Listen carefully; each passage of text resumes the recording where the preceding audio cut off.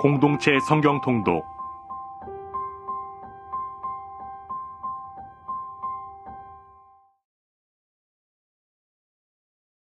제 147편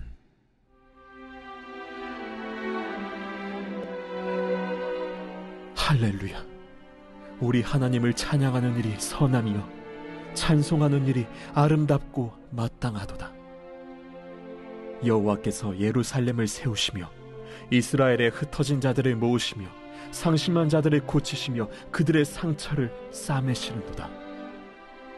그가 별들의 수요를 세시고 그것들을 다 이름대로 부르시는도다. 우리 주는 위대하시며 능력이 많으시며 그의 지혜가 무궁하시도다. 여호와께서 겸손한 자들은 붙드시고 악인들은 땅에 엎드려 들으시는도다. 감사함으로 여호와께 노래하며 수금으로 하나님께 찬양할지어다. 그가 구름으로 하늘을 덮으시며 땅을 위하여 비를 준비하시며 산에 풀이 자라게 하시며 들짐승과 우는 까마귀 새끼에게 먹을 것을 주시는도다. 여호와는 말의 힘이 세다 하여 기뻐하지 아니하시며 사람의 다리가 억세다 하여 기뻐하지 아니하시고 여호와는 자기를 경외하는 자들과 그의 인자하심을 바라는 자들을 기뻐하시는도다. 예루살렘아, 여호와를 찬송할지어다. 시온아, 내 하나님을 찬양할지어다.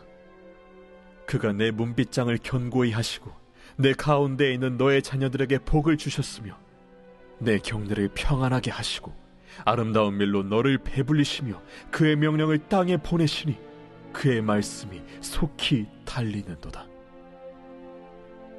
눈을 양털같이 내리시며 서리를 재같이 흩으시며 우박을 떡 부스러기같이 뿌리시나니 누가 능히 그의 추위를 감당하리요. 그의 말씀을 보내사 그것들을 녹이시고 바람을 불게 하신즉 물이 흐르는도다. 그가 그의 말씀을 야곱에게 보이시며 그의 율례와 규례를 이스라엘에게 보이시는도다. 그는 어느 민족에게도 이와 같이 행하지 아니하셨나니 그들은 그의 법도를 알지 못하였도다. 할렐루야.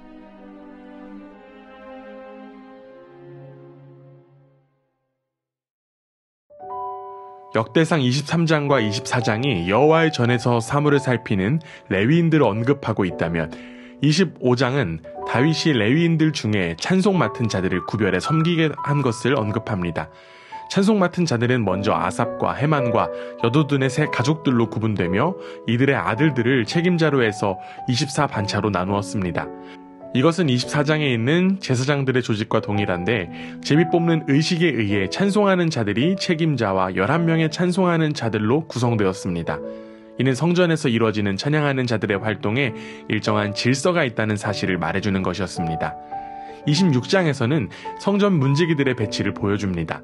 특별히 성전 문지기들은 성전 안내나 유지 및 행정에 관련한 일들을 한 것으로 여겨지는데 이들이 큰 용사나 능력 있는 자로 언급되는 것은 군사적인 활동도 했음을 보여주는 것입니다.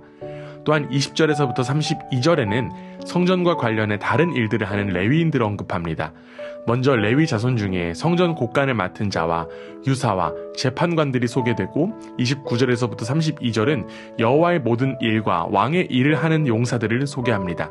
하나님의 전 곳간과 성물 곳간을 맡은 자들도 있었습니다. 특히 슬로못과 그의 형제들은 노력한 것이든 무엇이든 구별해드린 성물을 관리하고 성전의 보수와 유지에 이것을 사용하는 직무를 맡았습니다. 29절에 이스라엘 밭갓 일은 재판과 관련된 것이라고 할 수 있습니다.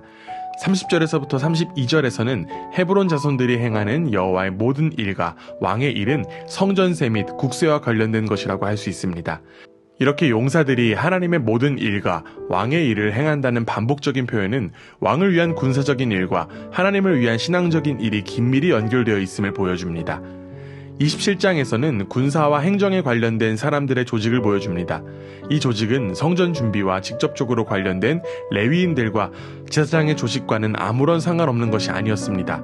이미 성전 문지기에 대해서 살펴본 것처럼 신앙과 군사적 질서 사이에 긴밀한 관계가 있었기 때문입니다.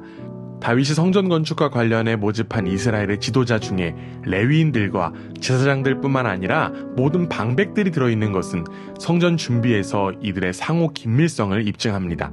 모든 방백들의 조직에 대한 기술은 성전과 직접적으로 관련된 일을 민족 전체의 것으로 관련시키는 의도를 드러냅니다. 이스라엘 민족의 삶이 근본적으로 신앙적이며 세속적인 일들도 궁극적으로 하나님을 섬기는 일과 관련해 이루어짐을 보여줍니다. 이러한 성전에서의 예배를 위한 섬길 자들의 조직과 직무의 구체적인 구별은 하나님을 예배하는 데에도 질서가 있음을 깨닫게 합니다. 레위인들, 제사장들, 찬송하는 자들, 성전 문지기들 등 관련된 일의 성질과 익숙함과 능력에 따른 구분이나 각 족속의 책임자나 각 반열에 따른 직무 분담은 하나님을 예배하는 데 질서가 있음을 보여주고 있습니다. 그러나 이러한 질서 안에서 레위인들과 제사장들뿐만 아니라 찬송 맡은 자들과 성전 문지기들도 제비를 뽑아 직임을 얻게 됨으로써 이들의 직분 수행에 차등이 없음이 강조되었습니다. 다시 말해 큰 자나 작은 자나 선생이나 제자나 주어진 직책을 수행하는 데 있어서 차별이 없었던 것입니다. 모두가 하나님에 의해 주어진 존귀한 직책이므로 겸손함으로 감당할 것이 요구되었던 것입니다. 우리의 예배도 마찬가지입니다. 예배를 위해서 맡은 모든 자들은 모두 질서 있게 섬기며 모두가 하나님께서 세우신 존귀한 일임을 알아야 합니다.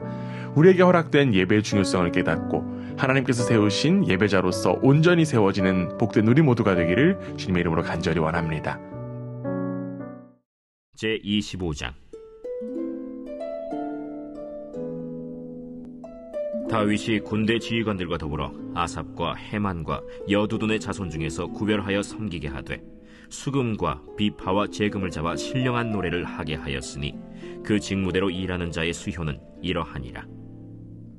아삽의 아들들은 삭굴과 요셉과 느다냐와 아사렐라니 이 아삽의 아들들이 아삽의 지휘 아래 왕의 명령을 따라 신령한 노래를 하며 여두둔에 이르러서는 그의 아들들 그달리아와 스리와 여사야와 시므이와 하사랴와 마띠디아 6사람이니 그의 아버지 여두둔의 지휘 아래 수금을 잡아 신령한 노래를 하며 여호와께 감사하며 찬양하며 헤만에게 이르러는 그의 아들들 붓기야와 마따냐와 우시엘과 스브엘과 여리못과 하나냐와 하나니와 엘리아다와 깃달디와 로맘디에셀과 요스브가사와 말로디와 호딜과 마하시옷이라.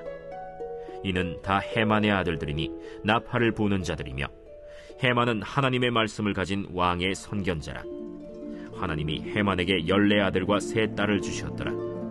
이들이 다 그들의 아버지의 지휘 아래 재금과 비파와 수금을 잡아 여호와의 전에서 노래하여 하나님의 전을 섬겼으며 아삽과 여두둔과 헤만은 왕의 지휘 아래 있었으니 그들과 모든 형제 곧 여호와 찬송하기를 배워 익숙한 자의 수효가 288명이라.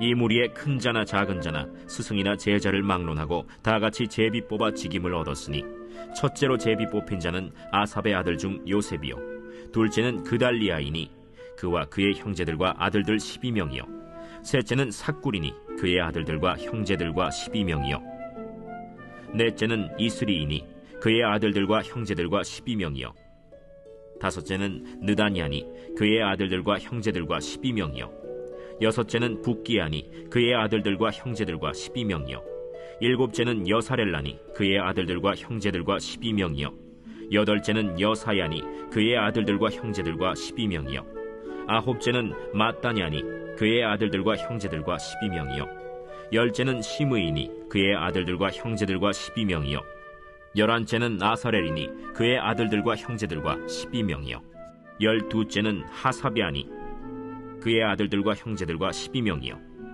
13째는 수바엘이니 그의 아들들과 형제들과 12명이요 14째는 마띠디아니 그의 아들들과 형제들과 12명이요 15째는 여레못이니 그의 아들들과 형제들과 12명이요 16째는 하나냐니 그의 아들들과 형제들과 12명이요 17째는 요스브가사니 그의 아들들과 형제들과 12명이요 18째는 하나니니 그의 아들들과 형제들과 12명이요 19째는 말로디니 그의 아들들과 형제들과 12명이요 20째는 엘리아다니 그의 아들들과 형제들과 12명이요 21째는 호딜이니 그의 아들들과 형제들과 12명이요 22째는 깃달디니 그의 아들들과 형제들과 12명이요 23째는 마하시옷이니 그의 아들들과 형제들과 12명이요 24째는 로맘디에셀이니 그의 아들들과 형제들과 12명이었더라.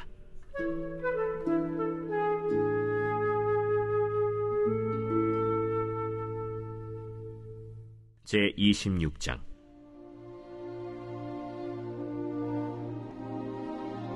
고라 사람들의 문지기 반들은 이러하니라. 아삽의 가문 중 고레의 아들 무셀레미아라.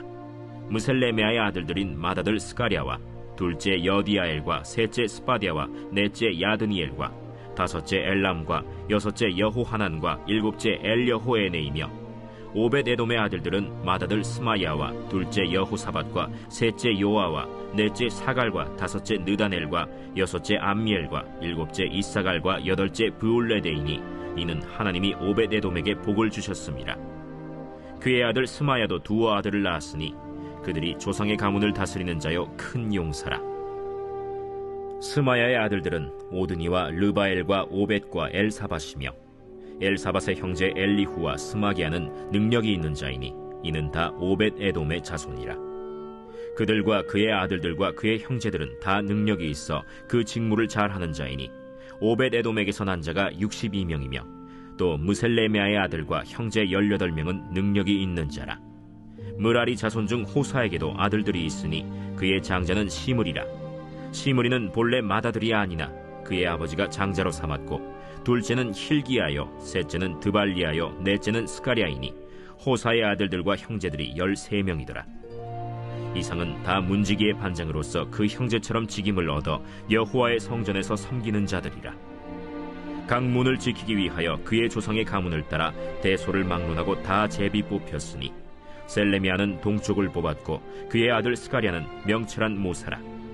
모사를 위하여 제비 뽑으니 북쪽을 뽑았고 오벳에돔은 남쪽을 뽑았고 그의 아들들은 곳간에 뽑혔으며 숫빔과 호사는 서쪽을 뽑아 큰 길로 통한 살레겐 문 곁에 있어 서로 대하여 파수하였으니 동쪽 문에 레위 사람이 6이요 북쪽 문에 매일 4사람이요 남쪽 문에 매일 4사람이요 곳간에는 2씩이며 서쪽들에 있는 큰 길에 4사람 그리고 뜰에 2사람이라.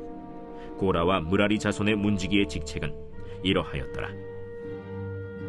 레위 사람 중에 아히야는 하나님의 전 곳간과 성물 곳간을 맡았으며 라단의 자손은 곧 라단에게 속한 게르손 사람의 자손이니 게르손 사람 라단에게 속한 가문의 우두머리는 여히엘리라.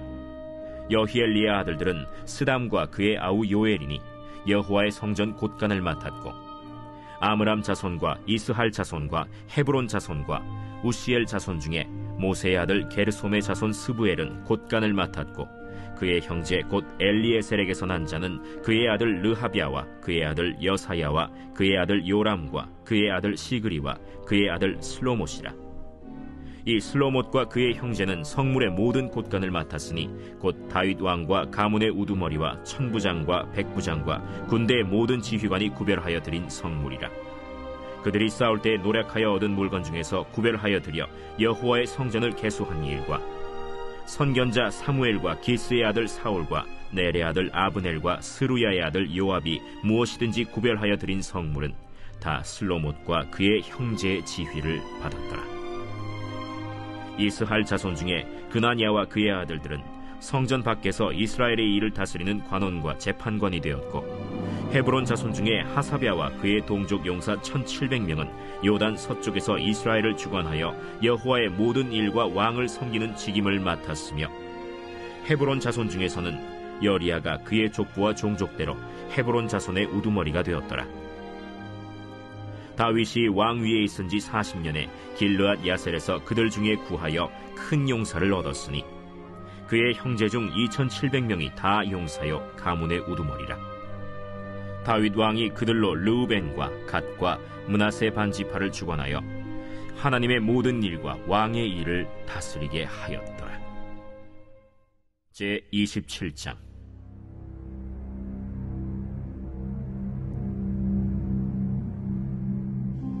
이스라엘 자손의 모든 가문의 우두머리와 천부장과 백부장과 왕을 섬기는 관원들이 그들의 숫자대로 반이 나누이니 각 반열이 24,000명씩이라. 1년 동안 달마다 들어가며 나왔으니 첫째 달 반의 반장은 삽디엘의 아들 야소브암이요 그의 반에 24,000명이라.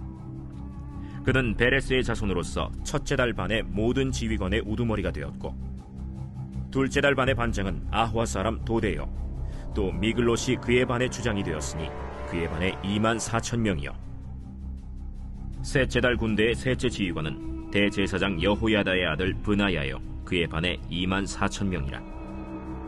이 브나야는 30명 중에 용사요 30명 위에 있으며 그의 반 중에 그의 아들 암미사밧이 있으며, 넷째 달 넷째 지휘관은 요압의 아우 아사헬이요 그 다음은 그의 아들 스바디아이니 그의 반에 24,000명이요 다섯째 달 다섯째 지휘관은 이스라 사람 삼후시니 그의 반에 24,000명이요 여섯째 달 여섯째 지휘관은 드고아 사람 이게스의 아들 이라이니 그의 반에 24,000명이요 일곱째 달 일곱째 지휘관은 에브라임 자손에 속한 발론 사람 헬레스이니 그의 반에 24,000명이요 여덟째 달 여덟째 지휘관은 세라 족속 후사 사람 시브게이니 그의 반에 24,000명이요 아홉째 달 아홉째 지휘관은 베냐민 자손 아나도스 사람 아비에셀이니 그의 반에 24,000명이요 열째 달 열째 지휘관은 세라 족속 느도바 사람 마하레이니 그의 반에 24,000명이요 열한째 달 열한째 지휘관은 에브라임 자손에 속한 비라돈 사람 브나야이니 그의 반에 24,000명이요 열두째 달 열두째 지휘관은 온니엘 자손에 속한 느도바 사람 헬데니 그 반에 24,000명이었더라. 이스라엘 지파를 관할하는 자는 이러하니라.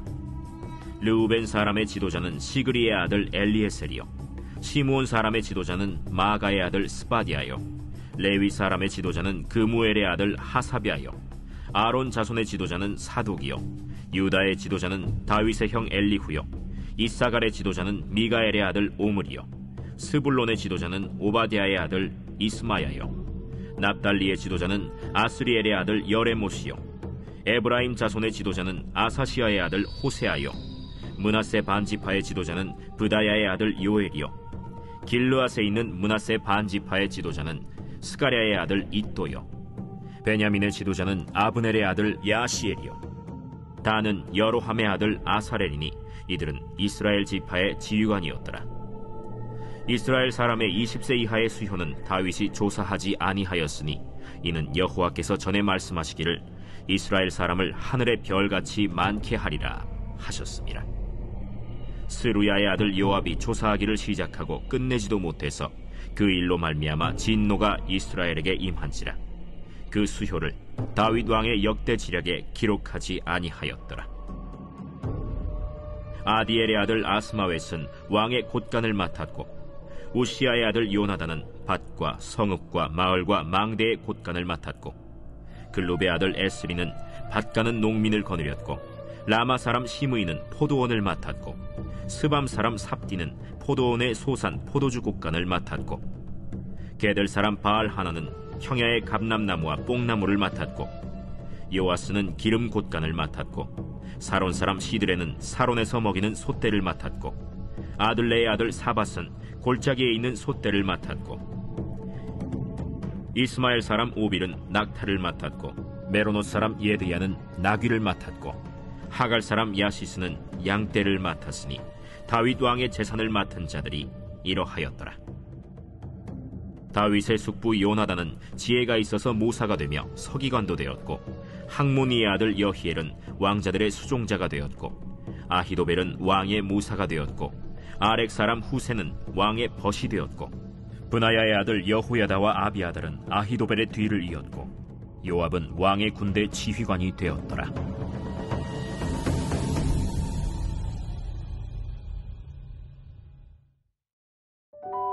앞선 장에서 4가지 재앙이 지나갔습니다. 잠시 안도의 한숨을 쉬는데 이번에는 더 가혹한 재앙이 닥쳐왔습니다. 5번째 나팔 재앙과 6번째 재앙이 엄습해온 것입니다. 8장에서 4재앙들을 간략하게 논한 것에 비해 9장에서는 집중적으로 2재앙만을 다루는 것으로 보아 5번째 재앙과 6번째 재앙이 얼마나 심각한 것인지를 알 수 있습니다. 그리고 두 재앙은 7번째 나팔 재앙으로 연결된 7 대접 재앙이 얼마나 두려운 것이 될지를 암시해주는 역할을 합니다. 두 나팔 재앙이 지나고 나면 더 이상 세상을 향한 하나님의 자비는 없습니다. 오직 철저한 보응과 최종적인 심판만 임할 뿐입니다. 우리는 이를 통하여 하나님의 기준으로 세상을 보고 살아가야 함을 다시금 깨닫습니다. 세상은 하나님의 진노로 불타고 있습니다. 모든 것이 죄가 되어 버릴 때까지 진노의 불을 끌 자는 세상에 없습니다. 본문의 나팔 재앙의 모습은 하나님이 얼마나 맹렬한 기세로 세상을 향해 진노하는지를 보여줍니다. 우리는 이 무서운 진노의 불길이 우리가 사는 세상을 사르는 그 냄새를 맡을 수 있어야 합니다. 주님은 본문을 통해 세상은 성도의 영원한 안식처가 아니라는 사실을 말씀하십니다. 세상은 하나님의 무서운 진노의 대상이고 언젠가는 반드시 불탈 것입니다. 이것은 세상 사람들이 바라보는 세상, 신적 시각으로 바라보는 세상이 얼마나 다른지를 보여주는 부분입니다. 하나님의 나팔 재앙은 우리가 사는 거짓된 세상의 운명을 분명히 보여줌으로써 우리가 더 이상 세상 사람들의 기대와 환상으로 세상을 바라보고 살아서는 안 된다는 것을 배우게 합니다. 요한계시록 7장이 7 재앙에 대한 하나의 삽입이었다면 요한계시록 10장과 11장은 7 나팔 재앙에 대한 또 하나의 삽입입니다. 이 장들은 교회가 이 어두운 시대 가운데에서 가져야 할 사명이 무엇인지를 드러내는 것입니다. 10장에만 집중하여서 구체적으로 말하면 하나님이 허락하시는 소망 안에서 세상에 들어가야 하는 교회의 모습을 그리고 있습니다. 이미 하나님으로 인한 승리자로서 다시 세상 안에서 주님을 증거하고 드러내야 하는 사명을 갖고 있음을 말해주는 것입니다. 이는 구원을 얻기 위한 사명이 아니라 이미 구원 얻은 자로서 하나님 백성에게 주시는 영광과 승리를 누리는 차원의 사명이 부각된 것입니다. 그렇기에 10장은 단순히 교회의 세상을 향한 복음 전파의 사명에 대한 당위성을 역설하는 것만이 아니라 사명의 땅으로 가는 자들이 누리게 될 것이 무엇인지도 동시에 말하는 것입니다. 그저 쓴맛만이 기다리는 복음 사역의 현장으로 이를 악물고 들어가는 사람들의 모습을 그린다기보다는 복음이 주는 단맛을 풍성히 맛보는 자로서 아픔의 현실로 다시 들어가는 하나님의 백성들의 모습이 될 것을 역설하는 것입니다. 이어지는 11장의 핵심 주제는 10장과 동일한 맥락에서 이 재앙의 시대가 담당해야 할 복음 전파의 사명을 다루고 있습니다. 흥미로운 사실은 11장에서 주로 다루는 이 말세에 교회가 감당해야 할 예언자적 증인의 사명 이야기가 예수님의 걸음을 생각나게 한다는 점입니다. 요한은 두 증인의 여정을 예수님의 고난과 죽음, 부활, 승천을 그대로 따라가는 것으로 묘사했습니다. 교회가 감당해야 할 사명이 예수님을 전하는 것만이 아니라 예수님이 걸어가신 길을 그대로 따르는 삶으로 드러나야 한다는 것을 말해줍니다. 이처럼 예수님이 걸어가신 길을 따라가는 교회는 예수님처럼 궁극적으로 승리의 자리에 이를 것입니다. 그러나 교회의 궁극적인 이김은 이 땅 위에서 고난을 통해서입니다. 두 증인이 고난을 당하는 모습이 그것을 말해줍니다. 그들은 능력을 오용하지 않았습니다. 그 능력은 주의 복음을 증거하는 일을 위해서 사용되었을 뿐만 아니라 더 중요한 것은 그 능력으로 고난과 순교의 길을 가게 되었다는 점입니다. 결국 우리가 추구해야 할 능력은 세상을 호령하는 능력이라기보다는 세상을 끌어안을 수 있는 능력입니다. 성경 어디에도 자기 힘을 과시하거나 자신을 입증하는 차원의 능력을 말하는 경우는 없습니다. 성경이 말하는 능력의 목적은 전혀 다른 데 있습니다. 바로 자기 희생입니다. 오늘도 우리는 십자가의 길을 따라 자기 희생의 길을 걸어가는 복된 하루가 되기를 간절히 원합니다. 우리에게는 다른 사람 위에 올라서는 권력이나 외적인 힘보다 다른 이들을 섬기고 무례한 사람들에게조차도 기꺼이 자신을 내어줄 수 있는 진정한 희생을 위한 능력이 필요합니다. 그 능력이 우리에게 허락되었음을 기억하고 예수님을 따라 그 길을 걷는 복된 우리 모두가 되기를 주님의 이름으로 간절히 원합니다. 제9장 다섯째 천사가 나팔을 불매 내가 보니 하늘에서 땅에 떨어진 별 하나가 있는데 그가 무저갱의 열쇠를 받았더라. 그가 무저갱을 여니 그 구멍에서 큰 화덕의 연기 같은 연기가 올라오매 해와 공기가 그 구멍의 연기로 말미암아 어두워지며 또 황충이 연기 가운데로부터 땅 위에 나오매 그들이 땅에 있는 전갈의 권세와 같은 권세를 받았더라. 그들에게 이르시되 땅의 풀이나 푸른 것이나 각종 수목은 해하지 말고 오직 이마에 하나님의 인침을 받지 아니한 사람들만 해하라 하시더라. 그러나 그들을 죽이지는 못하게 하시고 5달 동안 괴롭게만 하게 하시는데 그 괴롭게 함은 전갈이 사람을 쏠 때 괴롭게 함과 같다. 그날에는 사람들이 죽기를 구하여도 죽지 못하고 죽고 싶으나 죽음이 그들을 피하리로다. 황충들의 모양은 전쟁을 위하여 준비한 말들 같고 그 머리에 금 같은 관 비슷한 것을 썼으며 그 얼굴은 사람의 얼굴 같고 또 여자의 머리털 같은 머리털이 있고 그 이빨은 사자의 이빨 같으며 또 철호심경 같은 호심경이 있고 그 날개들의 소리는 병거와 많은 말들이 전쟁터로 달려 들어가는 소리 같으며 또 정갈과 같은 꼬리와 쏘는 살이 있어 그 꼬리에는 5달 동안 사람들을 해하는 권세가 있더라. 그들에게 왕이 있으니 무적행의 사자라. 히브리어로는 그 이름이 아바돈이요 헬라어로는 그 이름이 아볼루온이더라. 첫째 화는 지나갔으나 보라, 아직도 이후에 화 둘이 이르리로다. 여섯째 천사가 나팔을 불매 내가 들으니 하나님 앞 금제단 내 뿔에서 한 음성이 나서 나팔 가진 여섯째 천사에게 말하기를 큰 강 유브라데에 결박한 내 천사를 놓아주라. 내 천사가 놓였으니 그들은 그 연월일 시에 이르러 사람 3분의 1을 죽이기로 준비된 자들이더라. 마병대의 수는 2만만이니 내가 그들의 수를 들었더라. 이 같은 환상 가운데 그 말들과 그 위에 탄 자들을 보니 불빛과 차주빛과 유황빛 호심경이 있고 또 말들의 머리는 사자 머리 같고 그 입에서는 불과 연기와 유황이 나오더라.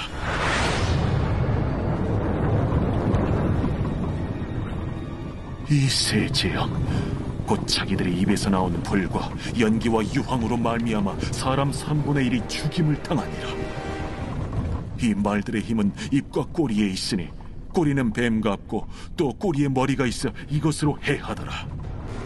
이 재앙에 죽지 않고 남은 사람들은 손으로 행한 일을 회개하지 아니하고 오히려 여러 귀신과 또는 보거나 듣거나 다니거나 하지 못하는 그 문통과 목석의 우상에게 절하고 또 그 살인과 복술과 음행과 도둑질을 회개하지 아니하더라. 제10장. 내가 또 보니 힘센 다른 천사가 구름을 입고 하늘에서 내려오는데 그 머리 위에 무지개가 있고 그 얼굴은 해 같고 그 발은 불기둥 같으며 그 손에는 펴놓인 작은 두루마리를 들고 그 오른발은 바다를 밟고 왼발은 땅을 밟고 사자가 부르짖는 것 같이 큰 소리로 외치니 그가 외칠 때에 7 우레가 그 소리를 내어 말하더라. 7 우레가 말을 할 때에 내가 기록하려고 하다가 곧 들으니 하늘에서 소리가 나서 말하기를 7 우레가 말한 것을 인봉하고 기록하지 말라. 내가 본 바 바다와 땅을 밟고 서 있는 천사가 하늘을 향하여 오른손을 들고 세세토록 살아계신 이 곧 하늘과 그 가운데 있는 물건이며 땅과 그 가운데 있는 물건이며 바다와 그 가운데 있는 물건을 창조하신 이를 가리켜 맹세하여 이르되 지체하지 아니하리니 7째 천사가 소리내는 날 그의 나팔을 불려고 할 때에 하나님이 그의 종 선지자들에게 전하신 복음과 같이 하나님의 그 비밀이 이루어지리라 하더라. 하늘에서 나선 내게 들리던 음성이 또 내게 말하여 이르되 내가 가서 바다와 땅을 밟고 서 있는 천사의 손에 펴놓인 두루마리를 가지라. 하기로 내가 천사에게 나아가 작은 두루마리를 달라 한즉 갖다 먹어버리라. 내 배에는 쓰나 내 입에는 꿀같이 달리라. 내가 천사의 손에서 작은 두루마리를 갖다 먹어버리니 내 입에는 꿀같이 다나 먹은 후에 내 배에서는 쓰게 되더라. 그가 내게 말하기를 내가 많은 백성과 나라와 방언과 임금에게 다시 예언하여야 하리라. 제11장.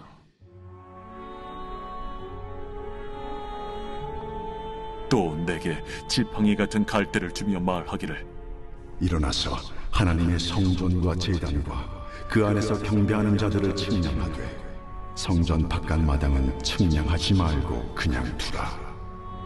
이것은 이방인에게 주었은즉 그들이 거룩한 성을 42달 동안 짓밟으리라. 내가 나의 두 증인에게 권세를 주리니 그들이 굵은 베옷을 입고 1260일을 예언하리라. 그들은 이 땅의 주 앞에 서 있는 두 감람나무와 두 촛대니 만일 누구든지 그들을 해하고자 하면 그들의 입에서 불이 나와서 그들의 원수를 삼켜버릴 것이요 누구든지 그들을 해하고자 하면 반드시 그와 같이 죽임을 당하리라. 그들이 권능을 가지고 하늘을 닫아 그 예언을 하는 날 동안 비가 오지 못하게 하고 또 권능을 가지고 물을 피로 변하게 하고 아무 때든지 원하는 대로 여러 가지 재앙으로 땅을 치리로다. 그들이 그 증언을 마칠 때에 무적행으로부터 올라오는 짐승이 그들과 더불어 전쟁을 일으켜 그들을 이기고 그들을 죽일 터인즉 그들의 시체가 큰 성 길에 있으리니 그 성은 영적으로 하면 소돔이라고도 하고 애굽이라고도 하니 곧 그들의 주께서 십자가에 못 박히신 곳이라.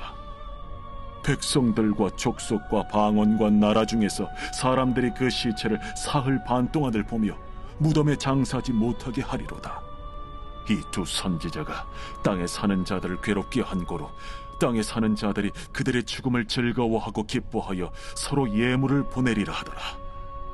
3일 반 후에 하나님께로부터 생기가 그들 속에 들어가매 그들이 발로 일어서니 구경하는 자들이 크게 두려워하더라. 하늘로부터 큰 음성이 있어 이리로 올라오라 함을 그들이 듣고 구름을 타고 하늘로 올라가니 그들의 원수들도 구경하더라. 그때에 큰 지진이 나서 성 10분의 1이 무너지고 지진에 죽은 사람이 7천이라. 그 남은 자들이 두려워하여 영광을 하늘의 하나님께 돌리더라. 둘째 화는 지나갔으나 보라, 셋째 화가 속히 이르는도다. 일곱째 천사가 나팔을 불매 하늘에 큰 음성들이 나서 이르되 세상 나라가 우리 주와 그의 그리스도의 나라가 되고 그가 세세토록 왕노릇 하시리로다.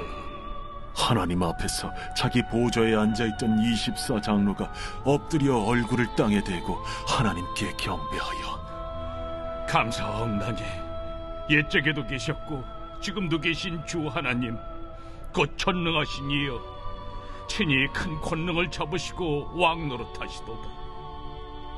이방들이 분노하며 주의 진노가 내려 죽은 자를 심판하시며 종 선지자들과 성도들과 또 작은 자든지 큰 자든지 주의 이름을 경외하는 자들에게 상 주시며 또 땅을 망하게 하는 자들을 멸망시키실 때로소이다. 이에 하늘에 있는 하나님의 성전이 열리니 성전 안에 하나님의 언약궤가 보이며 또 번개와 음성들과 우레와 지진과 큰 우박이 있더라.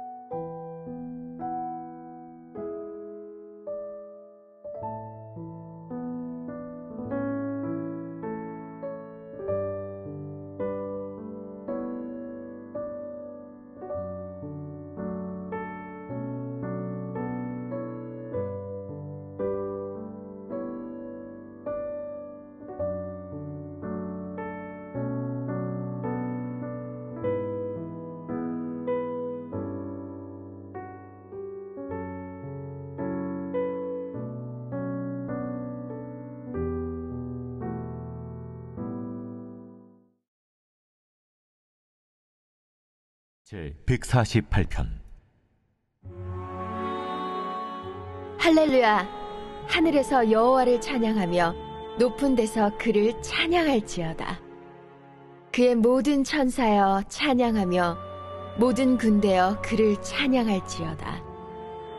해와 달아 그를 찬양하며 밝은 별들아 다 그를 찬양할지어다. 하늘의 하늘도 그를 찬양하며 하늘 위에 있는 물들도 그를 찬양할지어다. 그것들이 여호와의 이름을 찬양하면 그가 명령하심으로 지음을 받았음이로다. 그가 또 그것들을 영원히 세우시고 패하지 못할 명령을 정하셨도다. 너희 용들과 바다여 땅에서 여호와를 찬양하라. 불과 우박과 눈과 안개와 그의 말씀을 따르는 광풍이며 산들과 모든 작은 산과 과수와 모든 백향목이며 짐승과 모든 가축과 기는 것과 나는 새며 세상의 왕들과 모든 백성들과 고관들과 땅의 모든 재판관들이며 총각과 처녀와 노인과 아이들아 여호와의 이름을 찬양할지어다. 그의 이름이 홀로 높으시며 그의 영광이 땅과 하늘 위에 뛰어나심이로다. 그가 그의 백성의 뿔을 높이셨으니 그는 모든 성도 곧 그를 가까이 하는 백성 이스라엘 자손의 찬양받을 이시로다. 할렐루야.